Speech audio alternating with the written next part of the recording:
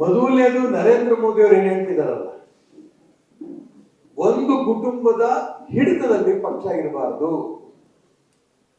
ಸೋನಿಯಾ ಗಾಂಧಿ, ರಾಹುಲ್ ಗಾಂಧಿಗೆ ಅವ್ರು ಹೇಳ್ತಾರೆ, ಒಂದು ಪಕ್ಷದಿಂದ ಮುಕ್ತ ನಾನು ಮಾಡೇ ಮಾಡ್ತೀನಿ, ಬಿಡಲ್ಲ.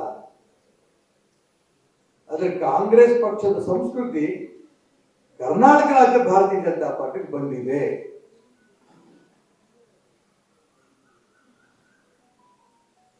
ನನಗೆ ಚುನಾವಣೆ ಸ್ಪರ್ಧೆ ಮಾಡಬೇಡಿ ನೀವು ಅಂತ ಹೇಳಿದಾಗ ಕೇಂದ್ರ ನಾಯಕರು ನನಗೂ ಮತ್ತು ಜಗದೀಶ್ ಶೆಟ್ಟರ್ಗೆ, ಯಡಿಯೂರಪ್ಪನವರು ಮತ್ತು ರಾಘು ಇಬ್ರು ಮಾತ್ರ ಅವತ್ತು ಒಂದು ಕುಟುಂಬದಲ್ಲಿ ಇದ್ದವರು. ಅದಾದ ನಂತರ ಮತ್ತೊಬ್ಬ ಮೇಲೆ ಅವಕಾಶ ಮಾಡಿಕೊಟ್ಟರು. 6 ತಿಂಗಳು ಖಾಲಿ ಇಟ್ಟು ಹಠ ಮಾಡಿ ದೆಹಲಿಗೆ ಹೋಗ್ಬಿಟ್ಟು ಬಂದು ರಾಜ್ಯ ಅಧ್ಯಕ್ಷರು ಕೂಡ ಅವ್ರ ಕುಟುಂಬದವರೇ ಆದ್ರು.